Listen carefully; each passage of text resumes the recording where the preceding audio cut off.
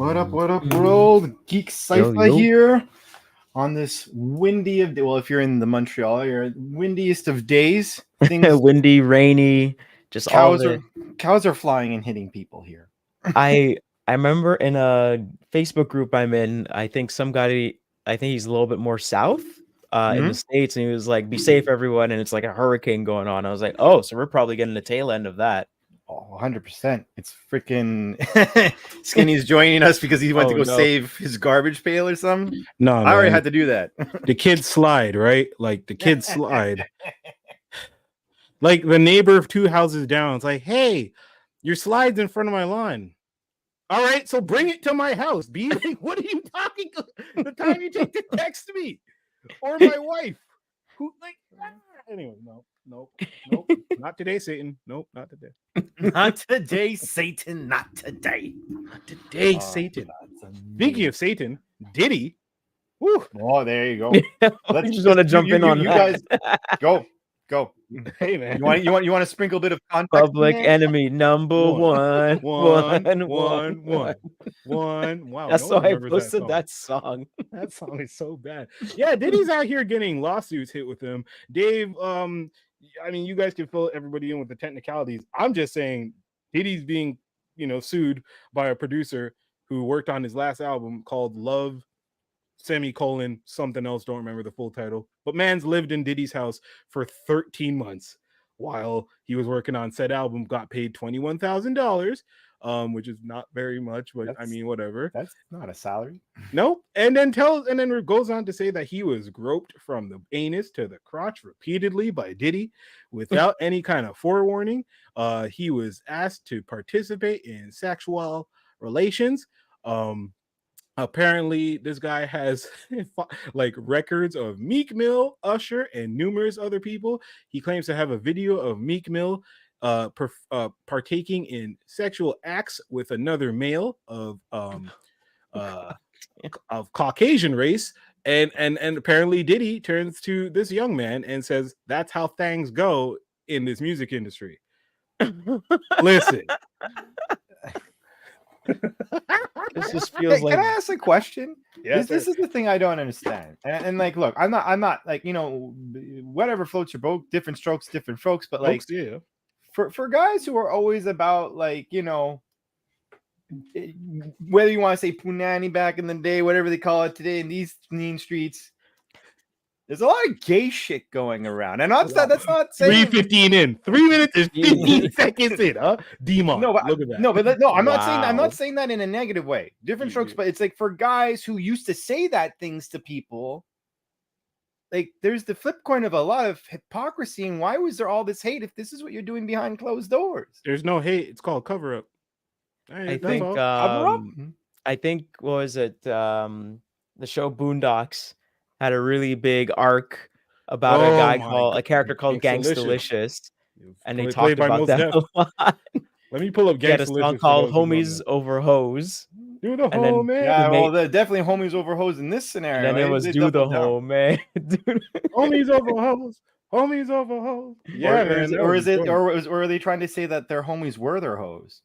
I mean, they were just saying like, you do bros for.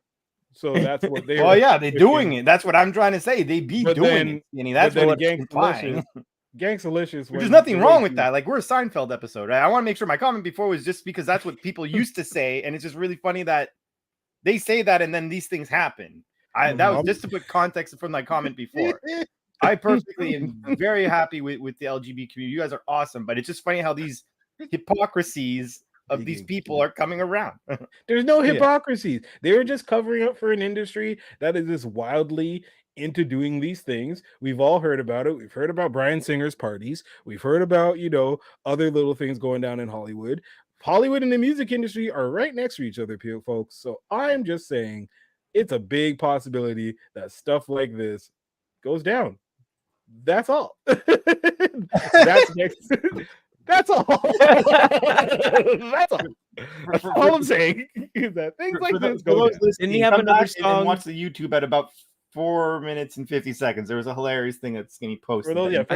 And just come back, listen, click at 450. You're gonna get something really, really great. I might share it again just to let I people think there was know. another song that he had called "Thug and Love." You remember that one? Oh, you're bringing me back, man. And then I think the whole thing was like someone. It seemed like someone was trying to kill Gangstalicious, Yeah. but it turned out it was like an ex-boyfriend It or was the something next like boy. that. Why'd you have to make me go do that? And then he does. Oh my god! And then Riley like couldn't fathom it, so he Yeah. passed out or something. Yeah, And he he's just like, "Oh basically no! I thought something happened. I had this weird dream. Gangstalicious was kissing another dude. No, I don't think that's what happened. That didn't happen." Fucking love. Yeah, man. Ooh, fucking love. Those were bangers. I'm not gonna listen. The sound director of Boondocks, you made some bangers, sir. You, sir. You, sir. You did some stuff. Oh man. So maybe, and it was also Usher. He was claiming that was partaking in these things. I mean, Usher's always been like in these rumors, but like when Usher was coming up, he was staying with Diddy. Essentially, Diddy's just these things have been being said about Diddy forever. I remember there was a comedian called, and this is no diss to anybody. His name is actually Fat Jew. That's his name. Sure, you get to say things like that. No, that's jeez. No, that Wendell, performance artist. Yeah, he's a performance artist, comedian exactly. that essentially started off the Daquan type IG before Daquan, except for he would just steal people's memes and not credit them. And then once people were coming out saying, "Hey, hey FJ," I'm not going to say his full name because reasons. You're stealing my stuff. But he was on a podcast, one of the first hip hop podcasts. Shout to you on Epstein, and he was saying that he was at a Diddy party, and he went into some rooms that he may not have, should have been in, and he opened one door and looked, made eye contact with Diddy, didn't want to make eye contact with Diddy. Diddy was apparently, according to Dude, partaking in some things, and man just closed the door. Soon after, we didn't hear about FJ anymore. I'm just saying. Soon after, that guy's career was just like whoop, whoop, whoop, whoop, whoop, gone. Like you just didn't hear about him, didn't hear nothing. This was 2015, 16. It's gonna come, man. It's gonna come out. All that stuff comes out. Diddy's been hiding behind this shit for a minute. Well, I mean, to be quite honest, I feel like that's like, we went through various movements at times. Me Too to Black Lives Matter and all these things, which are all appropriate movements. Now the movement seems to be let's destroy the scandal. Let's destroy the let's burn it down, Pookie. Let's burn it down. Exactly. Burn it down. Let's destroy the veil of top tier class and like between this McMahon, all these things that are happening, it's like no one's safe. Which on irony is like you had to go through various levels of people who weren't at the top to then get to them finally, I guess. Yeah. Like one of the others was R. Kelly. Yeah, R. Kelly went through that. That was one of the really, really, really, really big ones. Yeah. And what was the Dave Chappelle? What was that? But like everyone knew about that tape. I was in high school and I knew about that tape. And then Chappelle's show came out during college years. Yes. And then he talked about it and R. Kelly got mad. Mm-hmm. So he was like, but that's your tape. I don't know why you're mad. There's evidence, good sir. There's evidence. There was evidence for but a then while. They ended up using Dave's video, like Dave's argument that it was special effects. Special effects. Yeah. So it's pretty messed up how like people like that could still keep getting away with stuff. They like got that, away with that for a while because Chappelle's show came out in 2003. And Diddy didn't get even longer than that. Like when people were talking about how him and Aaliyah got married, and they're like, no, it didn't happen. It's like, then why'd you two have to get an annulment? Why did she come out with age ain't nothing but a number? So why'd you have to get an annulment when we never got married? But why is there a record of your annulment? I don't understand. Also, what's up with this song in which you're talking about age being nothing but like that kind of really, and then this whole annulment plus the song Aaliyah. What's going? Oh no more Aaliyah. Yeah. I'm just saying it might have been Diddy's fault. All of these things will eventually come. I think there's a lot of things that are Diddy's fault. I think the math be mapping, but yes, yes, that's what. I don't think there's much else to mine from this. We already reached the gonna go dark. conclusion. It's Diddy's fault. I think that's pretty much. I was gonna go really dark and really old school. Succinct and done. Yeah, no, it's bare. Just Diddy did it. That's the whole. You know, I'm not. Diddy did it. Diddy did it, man. That's what it is. That's Diddy did it. You're just putting in more lines. You. Diddy did it. I'm not trying to listen. Diddy did it. We can't. We live in a place where like certain people almost got away with certain things, and I'm not. You know, I'm not alluding to, but a certain Lane's Tory might have gone away with certain things if it wasn't for people just putting their foot down. So I'm from Jump. I'm going to put my foot down and say, Diddy did it. So that when it does come out and he did it, will be the show that From Jump was always about that. I feel like that's like the Bart Simpson song there. Didn't do it. I didn't do it. Diddy did it. Diddy did it. Oh my God. Oh man, that's no. Where do we go from here? What happened? Diddy did it. It's Hammer Time. I don't know why that sounds so inappropriate. Watch, there's a remix coming. You know that. 100%. Diddy did it. Oh man. man. Oh my God. You remember when Family Guy Can't Touch Me? Yeah. That's where I see the Diddy did it. Like the same kind of not like it's not quite Hammer Time, but it's like a little off by a few notes. It sounds like a WCW entrance music song. It's a few notes off from being the actual thing. Yeah. That's what that is. Dave knows what I'm talking about. It's amazing. It smells like Teen Spirit, but not. Diddy's P's music was a Horrible. Just horrible. Or what's that song that he took the riff from, like It Godzilla? like Teen Spirit. What's the Godzilla song? Cashmere? Oh no, where he did Come With Me. Come With Me? Yeah. Yeah. Isn't the riff Cashmere from what's the old band called? Led Zeppelin? That's Led Zeppelin. If I'm that's Led Zeppelin. He had Homeboy from Zeppelin play on. Yeah, Yeah, exactly. Jimmy Page was in it in the video. Yeah. Jimmy Page was on the song. Yeah. Oh God. Craziness. Oh man. Well, whatever. That's just as bad as them trying to redo The Crow. If anyone saw, I know you guys, but if anyone is looking online, you can go to Vanity Fair. They have a first look at The Crow, and The Crow is bad. The Crow is not good. The Crow looks. I'm gonna see if I can get this going on the screen. Just how do I do this? How do I share the screen? Crow looks like some dude. He looks like dude, it is bad. It is ridiculously bad. It's Gothic Austin my Powers. goodness. That's what he looks like to be. Oh man, I don't know how to put it up. I'll put it to one of you guys if you guys could share this on the. Well, basically, he looks like Jared Leto's Joker with the tattoos all over the body. But it's even worse because at least for anyone who's liked The Crow, and I know a lot of people have been wanting. So if you go back to The Crow, right? The comic or the movie? So the comic book is good. The first one, which is a cult classic, which is a shame that it's called a cult classic. It's just because of like the times, but it's a classic, I would say. The second one, all right. Then it's just a distinct nosedive of garbage because I think that Crow TV show isn't terrible. Footnote of a maybe there. I'll give you on the TV show. I'll give a shout out to Mark Dacascos. I like that guy, the guy that played the Crow in that movie. Yeah, like man. that dude's an OG martial arts American actor.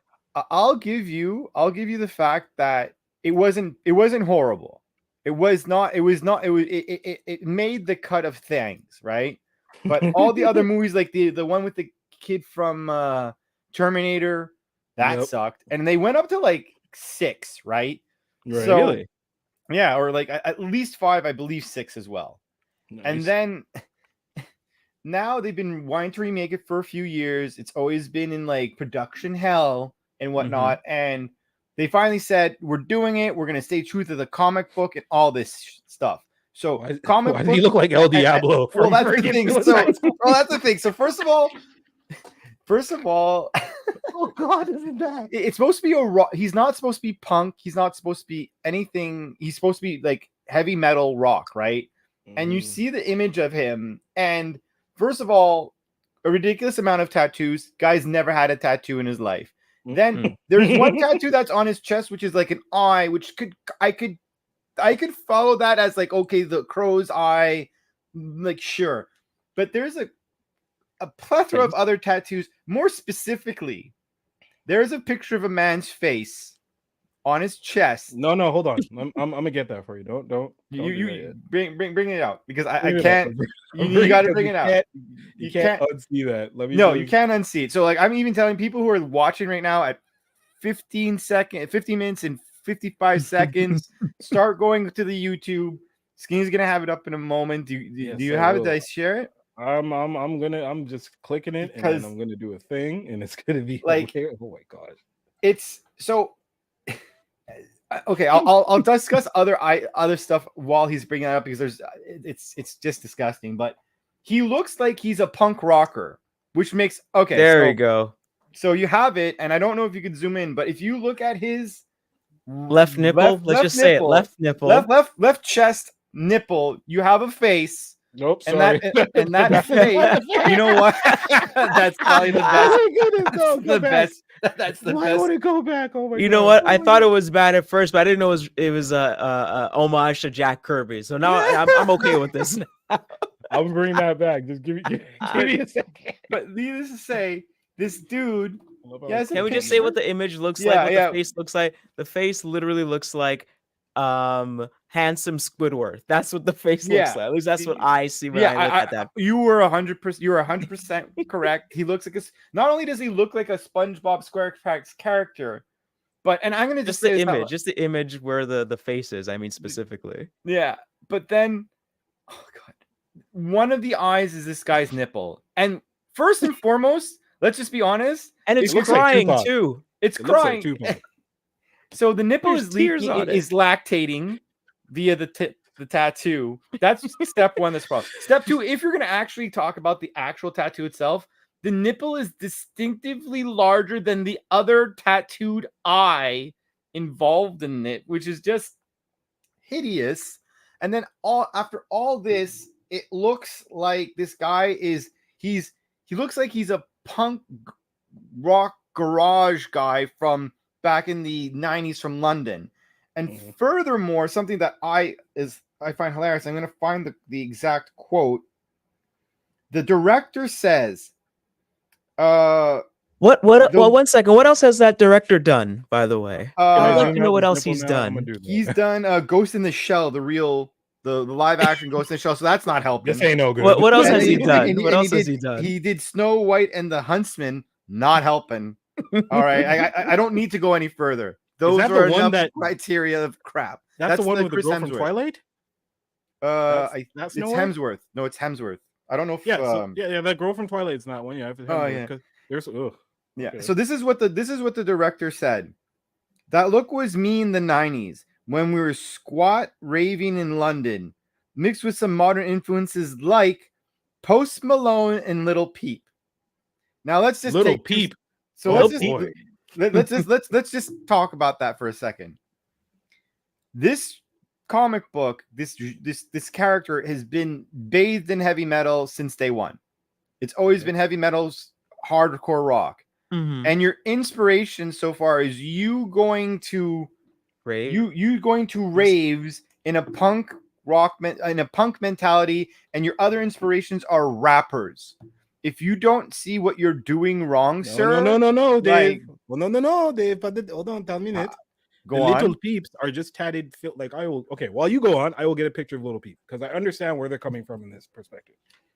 Little Peep. I'm looking this online. How do you tell me? Is he not a rapper?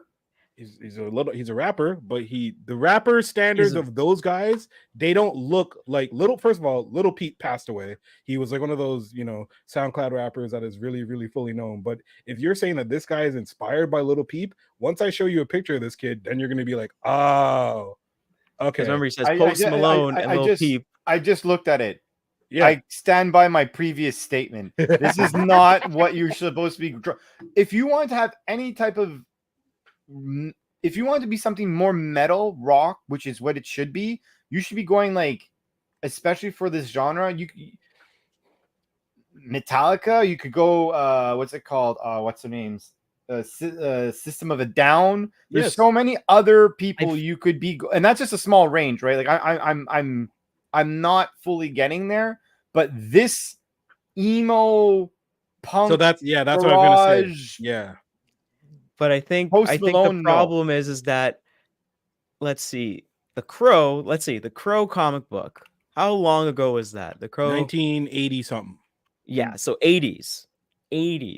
So that would like, and when I look at the Crow, then and the movie was more 90s and you know, post Batman and everything like that.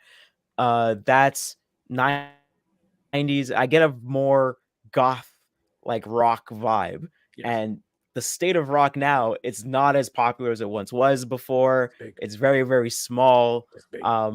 And they're trying to, I feel like they're trying to like get the new generation, but again, it's people that are old making the decisions and being like, hey, what do the kids like? What do the fellow youths like? Hey, my fellow youths! Like, it's Steve Buscemi trying to make this movie right now. Like, I'm gonna go with Post Malone, but Post Malone hasn't been doing rap for quite a bit, for quite some time. He's you know, back like into his rock roots. He started off in rap, and he kind of like, you know what? I'm not feeling that anymore. I'm gonna just go do my own thing over here. AKA, he made his money, and now he can make whatever music he wants. Yeah, Billy Talent is more metal rock than this. 100%. But none of the dudes in Billy Talent have wild face tattoos, possible nipples with tongue sticking out on their chest. But that's the point. The point is, the Crow, when he came out, was not wildly tatted, but more gothic looking, and that was on never tatted. The era. If heavy metal and glam rock and hip hop and stuff was popular, the unpopular shit is where the Crow was coming from in the 90s. So where they're going from is, what is the now contemporary of gothic / not so popular, but that has a very big niche, and that's SoundCloud rap and all them druggy kids taking pills and talking about their feelings, and that's where you get today's Crow. Today's Crow is crying because his friends won't invite him to a party. But you're saying that's today's Crow. However, there is no such thing as today's Crow. You have source material that you're shooting in the garbage. Source material that is dated by kid standards today. So if a guy like me and you are now in the office trying to get this movie, their dream movie, out, their bosses are like, I know you like this shit, but I don't care about the 90s stuff. It's not going to make me money right now. I need money made sadly, right now. That's how it is. So by your definition, half the X-Men should now have visible tattoos and stuff like that. Dog, they just made Morph non-binary. But that makes sense because he's Morph. He changes. That's different. Listen, it does make sense, but you understand that even mentioning it is to cater to and get, you know what I mean? Like, I'm just saying this. These guys clearly didn't do a screen test, and this guy clearly, like, I guess he liked Suicide Squad and decided to not pay attention to the reviews or the results or anything about if it was good what they did to the Joker. Or if it's maybe treated like an old 90s comic book film. Dude, probably from now, didn't even read the source material. They're like, okay, the Crow, Gothic, I got you. And if that's the case, for shame.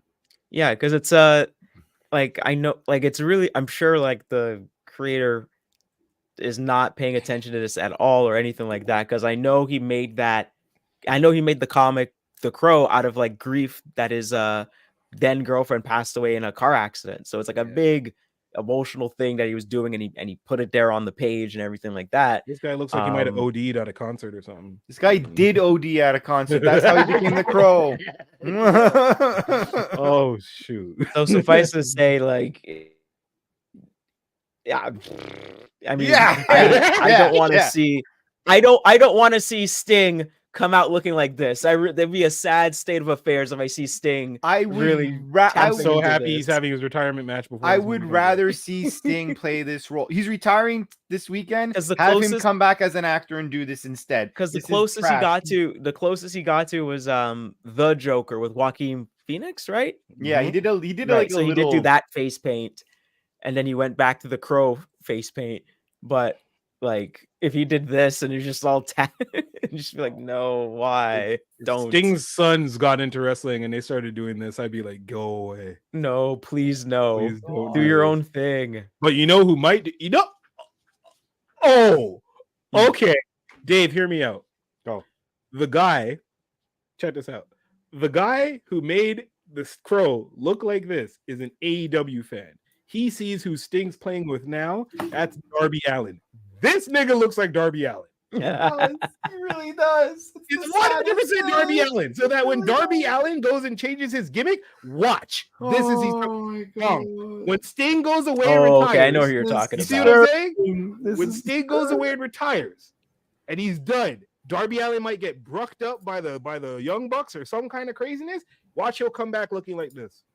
Oh my god. Because you know I'm not wrong. That's what the best part is. You know and the worst part is that like there's an image of him. So because like as we know, the crow becomes the crow because his wife, his girlfriend died. They like there's a tragic murder and he comes back to like save his girlfriend or avenge his girlfriend. They both die, and I think he comes back as a spirit of vengeance kind of thing. Yeah. There's an image on the Vanity Fair website where you're seeing them like beside each other. And I'm just going to say this out loud. I already don't believe that they would be in love. Like just an appearance alone. These two are like, it's the original odd couple of like, so he's all tatted and all this stuff. And she is like so plain vanilla. Not even like an earring type thing. Not even like a slight... Like I see what you mean. Like, you know what I mean? Like I would not believe, unless I saw them in real life, I would not believe that these two are doing something together. All I'm saying is that just on visual presentation, this movie looks like it's going to be bad. And that's a shame. But I would die if he gets such bad reviews that they CGI and take off all the tattoos. That I'd die. Oh my goodness, that'd be such a there's such a waste of money to put all those tattoos on, then to take it out and CGI them off. Like that's extra money for no reason. Like it's not. As someone who's gotten tattoos and whatnot, first of all, in the fact that there's so many of the tattoos on him that don't make sense because of positioning and this and that and sizing. And you have tattoos, so you know this. I don't mean... Well, I mean, I have tattoos. I don't have. I wouldn't say I'm close to one of the most tattooed people, but like, I have a lot of friends that are, and I've had to do my research in order to like assess what I would do. And the thing is, let me put it this way: even when you go to a tattoo artist, they'll go up to you and be like, "Yo, this is a bad idea," and they'll explain to you why it's a bad idea. Like, we'll do what you want, but there's maybe an element of something that you can't do because it's not a good idea. And you're like, quiet you. That guy's left chesticle is disgusting. No tattoo artist, no self-respecting tattoo artist would do that. Right? Would do that. I mean, they're also tattoo parties. Enough, and they'll do it. See what I'm saying? Like that's why this new crow appeals to the new kids, because all those rappers that you saw with the horrible tattoos, 90% of them shits were done at like tattoo parties where I've heard of these things. People just go to his friend's house who has a tattoo needle, niggas get wild drunk and start drawing on each other, and it gets kind of gross. Right? Okay. So then imagine, and then you're just seeing, where is this applying to? New age. Like, he's not going to have the most professionally done, perfectly colored tattoo that he spent like 3 weeks on going to his guy Gaston's house. No, he literally got high off some X. His buddy Shamar went and did this, tattooed on his nipple. He's like, oh, look what I did to your nipple, man. Huh? And like, that's it. Like, that's it, bro. It's so disgusting looking. I can't, like, it's one of those things. It's like, I'm not even gonna remember this guy's face. I'm gonna remember the face on his chest. That's what I'm never gonna remember this actor. I just remember that this is the thing, and your disgusting nipple. Your nipple that looks like it's lactating in the image, and then you're like, oh, there's also a tattoo of the lactating there. That's so I wonder if it's gonna be, the story's gonna be very similar to what the original one was, where he has to go back and fight a bunch of gang members that are ruining the city or something like that, and blah blah blah, or if it's going to be different, or I wonder how that's gonna flow. Gonna go. They said they were gonna stay to the comic, and already you're like, nope. Like you're already on F for effort. Like, you're not doing good. You're saying like what was it? Dig up, stupid. That's like, oh, crazy. But isn't his girlfriend supposed to be FKA Twigs? Isn't that her? Sure. Yeah, the girl that he's with. I'm not certain. All That's who I it is. know- No, that's the girl that you see him with in the picture. That's who it is. FKA Twigs. Who is that? I mean, formerly known as Twigs. Like what? No, she's a British singer, songwriter, and dancer. What the ass? I just saw her picture and I was just like, you look like freaking what's her name, but like not crazy. Doja.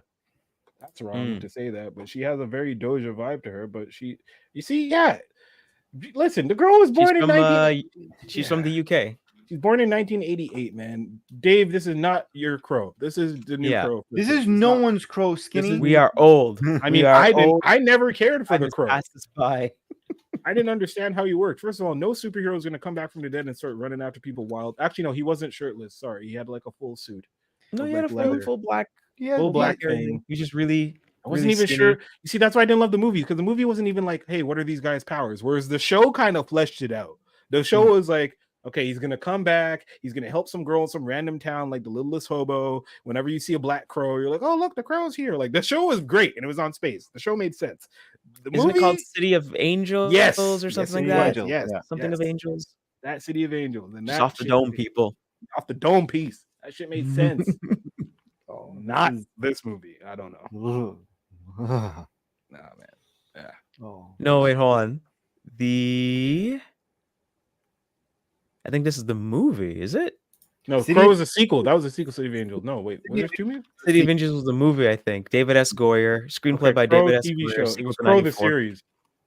All right, let me Yeah, check out the Because series. the sequel is several years where there's like a girl that he interacts with in the original movie, and then when the crow reappears, she's like a teenager / young adult. Stairway to Heaven, but I really Yeah. don't feel like that's what it is. Yeah, probably. That's what it is. From 1998 to 99. Mark Dacascos is the one season. Why does that feel like it was forever? you probably got the reruns. You got hit with the reruns over and over. I missed back in the day when you couldn't tell when a season started and ended. Remember when they did do that to you? Oh, so runtime 43 minutes. Number of episodes 22. So it was long. Oh, that's a long season. That's that's 2 seasons this day year. and age. Yeah, that's a whole year of TV. Oh.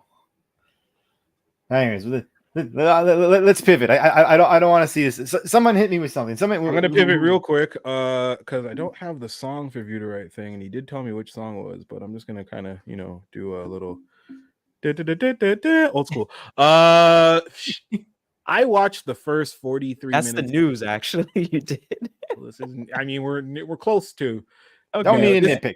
This is news and or view, which is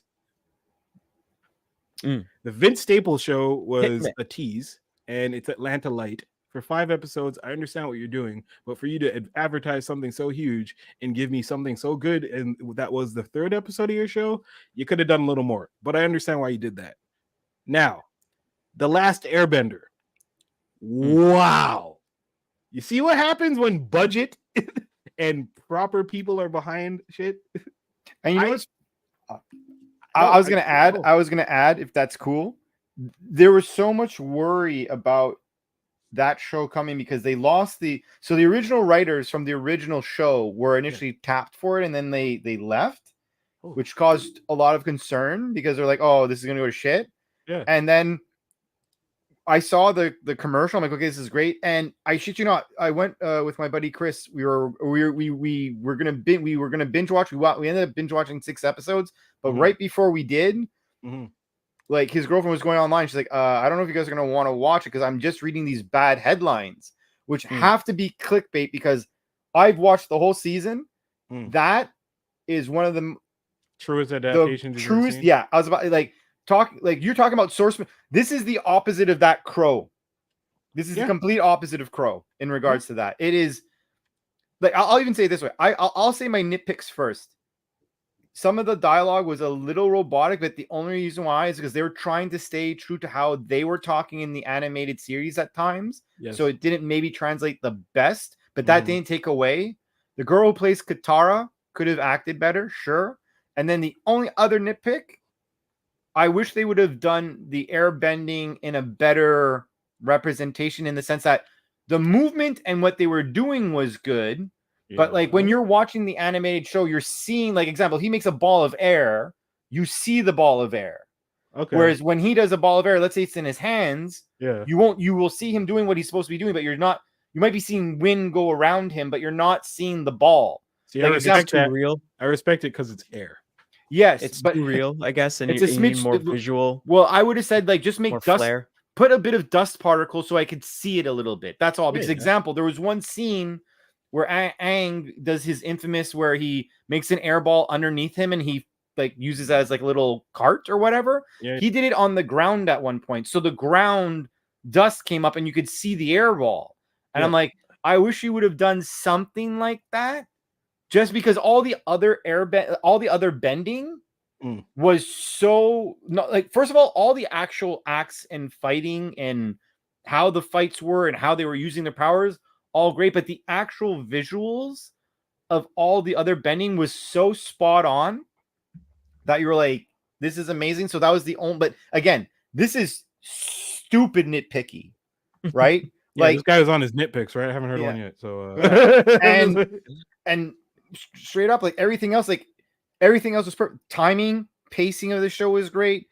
Visuals of was great. Everyone did with the exception of Katara, I think everyone did an amazing job acting. what's Even your Katara, beef with Katara, bro? Like, I found that her emotions, Katara in the show is a very emotional, like she has a certain degree of emotion that she emotes. And I didn't feel like, example, if you go to Sokka, the guy who did Sokka did it so spot on. Yeah. Even like how sometimes he'd turn around and his face in the show, in the anime show, his face would like drop.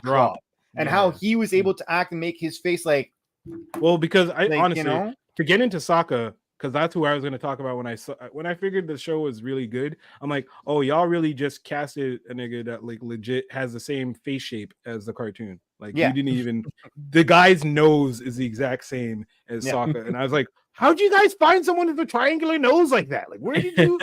And he's not even, and he's like, he's of like clearly Asian descent. So it's like, you guys went into your pocket, got all the proper races, and you found people that look like the source material characters. I'm messing with the show. This is perfect. Yeah, it was Marvel type level casting. It's almost to the point where I thought they CGI'd the kid's nose. Yeah. It's almost like, oh, this nose is CGI. Like, there's no way that they got him so perfect. Then you have shouts to my homie. You got angry, you get angry Papa out here playing grandpa. And yeah. Come on. Like, dude, I found for certain characters the delivery was absolutely great. Sokka being definitely one of them. Iroh, which is the uncle, the only thing I would say about him is that Iroh in the TV show was a very like up and down. Like he was always like really, really laid back and chill all the time. But when it was needed, he would become like angry and stuff. Whereas I found this guy was a little bit more docile, a constant. Mm-hmm. Like I would have preferred to see him a little bit more like goofy might be the right word. Like he need a bit more laid back. And that's only because I really like Iroh as a character. Yeah. But like pacing, like the things they took out of the like perfect example. The show was 8 episodes. The show is about an hour each episode. The TV show was about 24 episodes at about 20 minutes each. So they almost had the same time. And all the things that they cut out, they did it in a perfect way that it didn't affect the story. Like, for example, when Katara and Sokka are leaving the water tribe, there's a part where she talks to her grandmother who's like, oh, you need to go. There's a second one. And then there's when she actually leaves a goodbye. Mm-hmm. You didn't see any of that. But as they're leaving, they did a flashback where you got all of that. All of those messages were summed in that flashback perfectly. Mm-hmm. Like, I think it was done great. The only thing that might be a bias is that I obviously love the show via my tattoos and everything like that. But sometimes there may have been jumps that people may have not got from one event to the next because there was some minor scenes that were removed that if you were someone who watched the animated show, you're like, oh, well, I know what happened. Maybe that would have confuse someone, but I don't even think so. I think they did a really great job. I watched the animated show when it was on TV.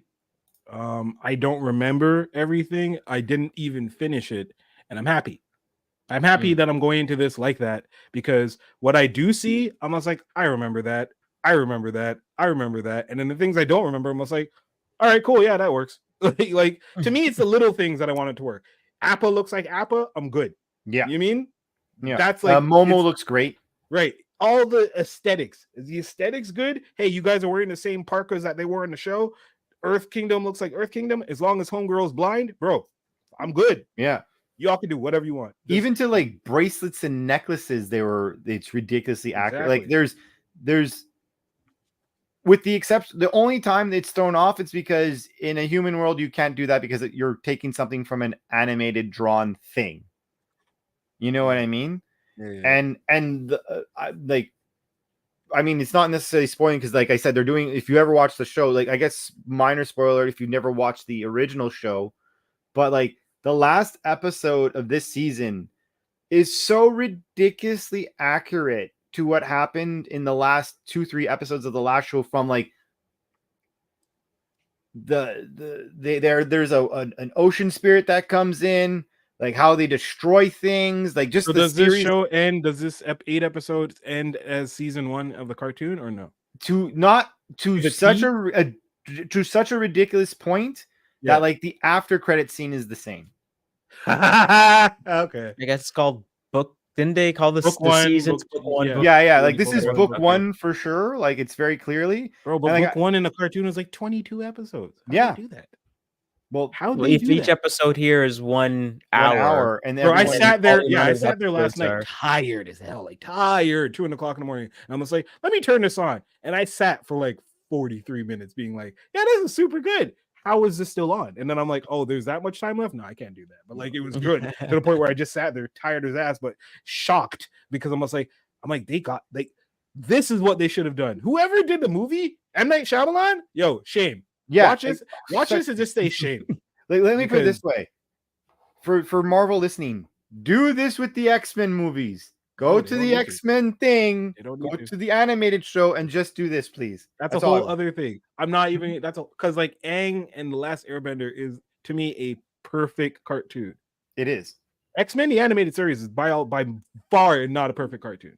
For many reasons, for the first 4 seasons. Or no, not at all. For many reasons, that's why. Why? Because mainly they take the 90s blue team, mix it with 2 people of the gold team, and they're telling stories before from the 70s. From the 70s, before the blue team and the gold team even existed. So now when they're done X-Men 97 and they do Fall of the Mutants, Mutant Massacre, and they lead into Muir Island or whatever, at the end of that, Cyclops is an X Factor, and the blue team and gold team form at the end.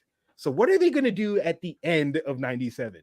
You know what I mean? Like they don't have anywhere really to go like that. So it's just I wanted to say one more thing about Avatar: The Last Airbender.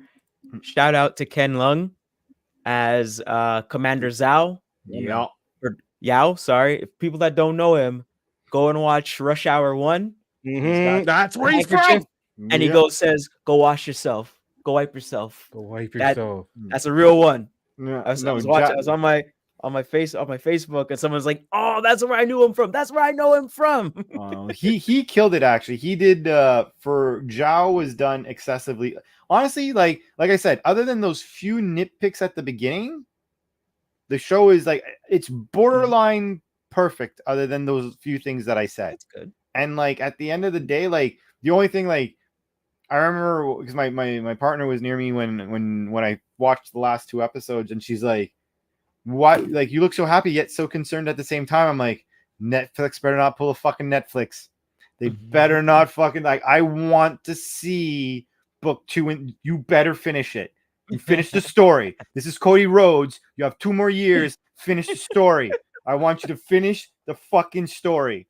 Like you don't have to do Korra. You don't have to, if you do Korra, holy crap. But anyways, but do finish the other 2 far down the line. Like because it's like have you seen any of the? Have you? No, I have them, but I just haven't had a chance to watch them. But I've seen bits and pieces here and there. But I think I've seen a good chunk of Toph, basically. And I'm just like, yep, Yeah.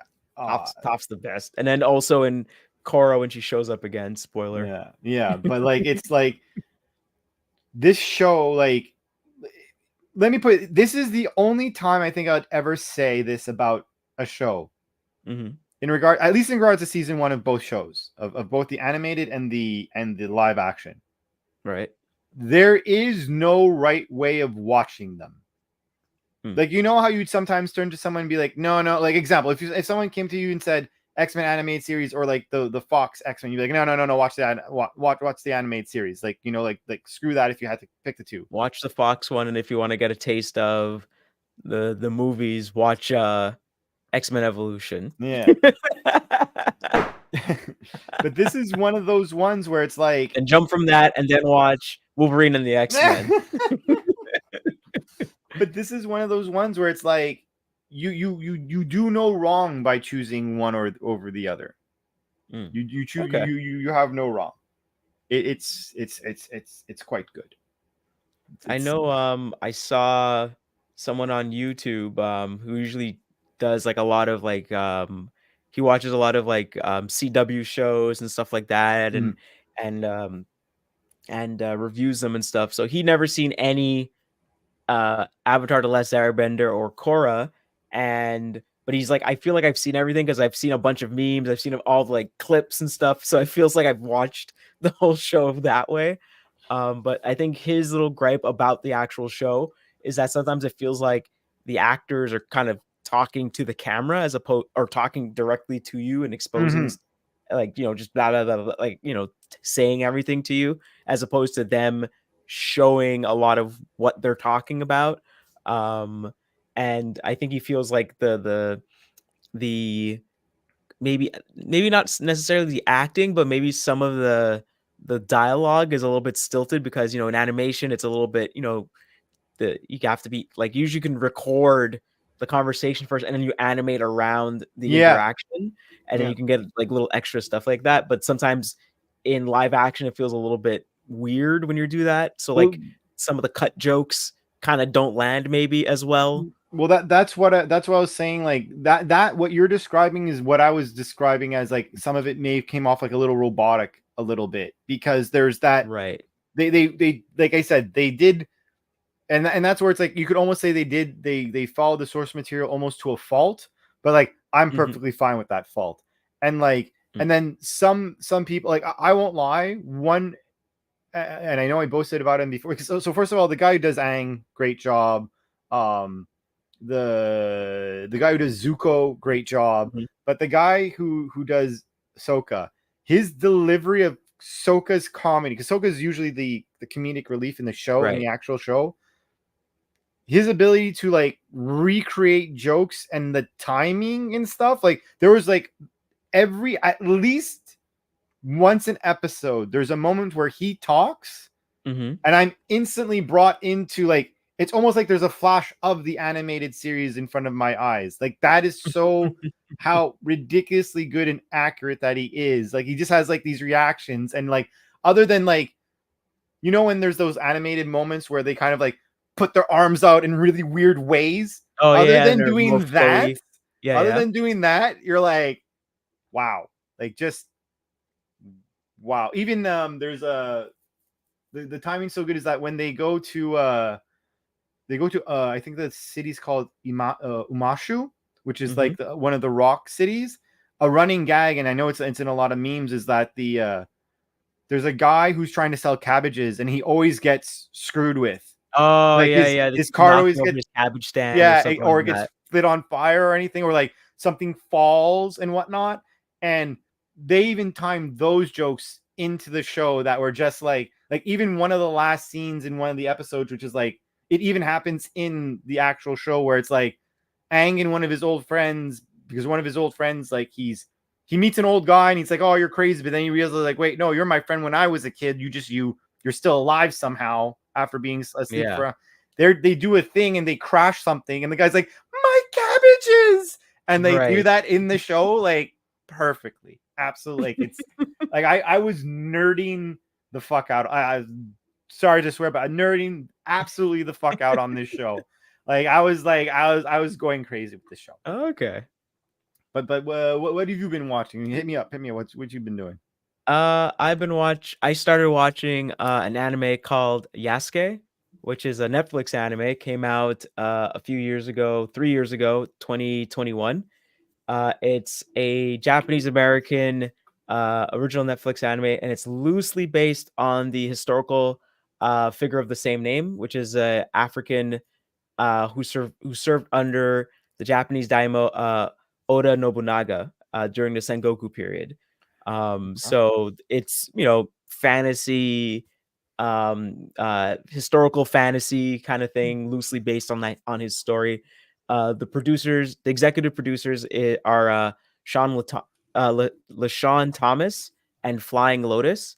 So LaShawn Thomas has worked on a lot of animated shows. Black dude from New York, from the Bronx. He worked on The Boondocks, worked on Black Dynamite, worked on Legend of Korra, and his own show Cannon Busters. And Flying Lotus is a music producer.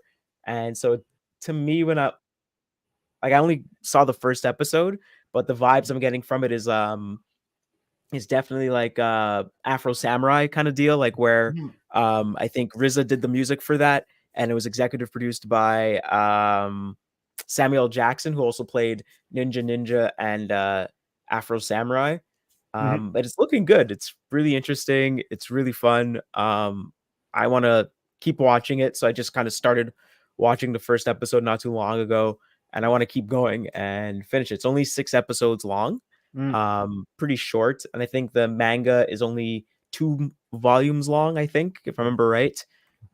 So it looks really good, and I'm excited to kind of watch the rest and complete it, basically. I won't. I actually have seen. I just pulled it up. It's if I'm not mistaken, it's one where it's like the African samurai, and like he's always depicted like it's like, oh, how are you a samurai? No. Yeah, exactly. Yeah. So let me know, but I think I have watched this in the past. I think you'll enjoy it thoroughly. It's a definite watch. Mm-hmm. It's a definite watch. I think it's up there.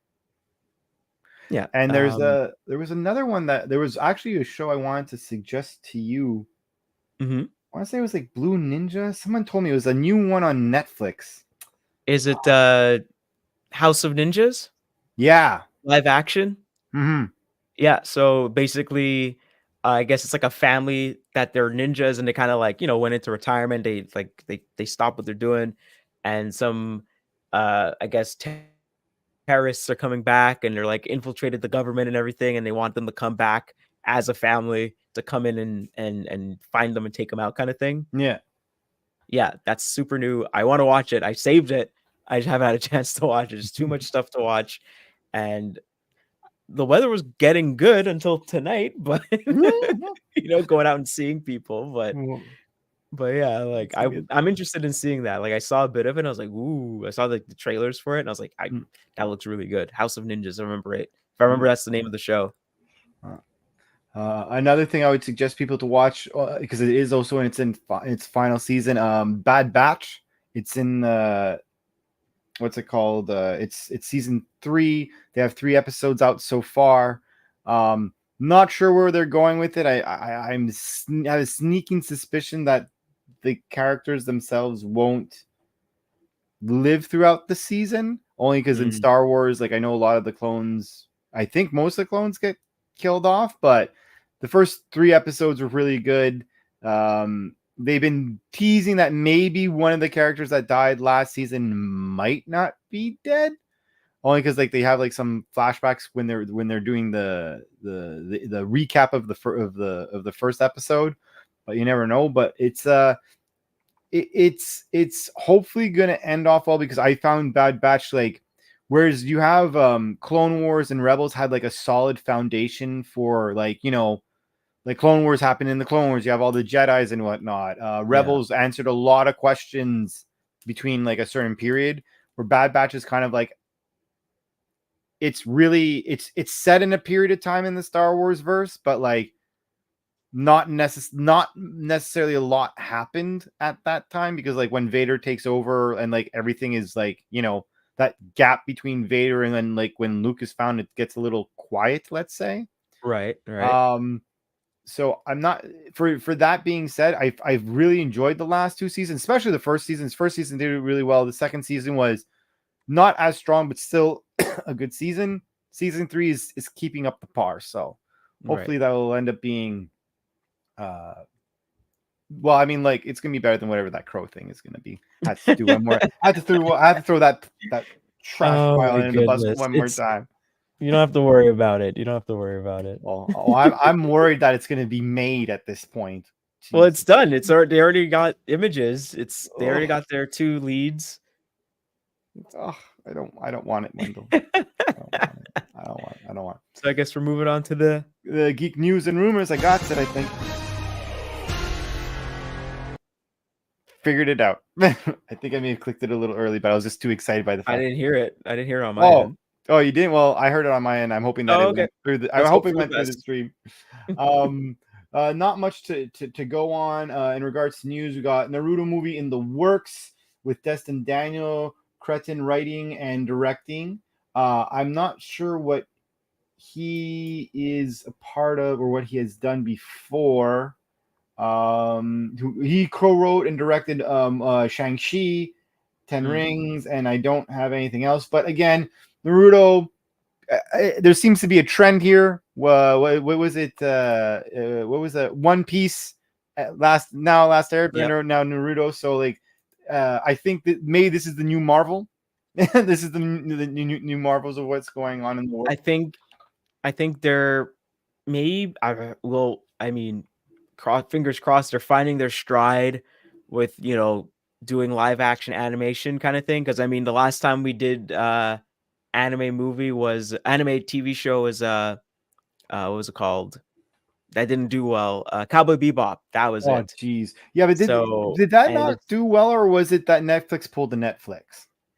I think it just didn't do well because I feel like from what I remember, people were saying like you just copied the anime. Like we're expecting like maybe some stuff you would take and then maybe do some different things. And then maybe I think the action wasn't that great.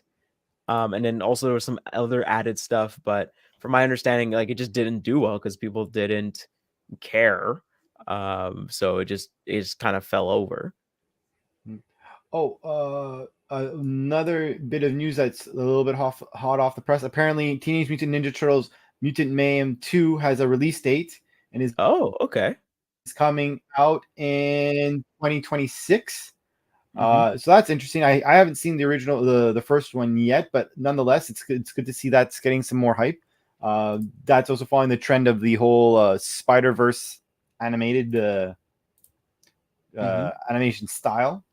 I would also drop in. This is kind of old news, but if we're talking about anime and stuff, Fast and Furious star directing new live action Initial D movie. Did you talk about that last time a while back? No, do you remember? No, hit it up. I was trying to look for it in our doc and I didn't see it.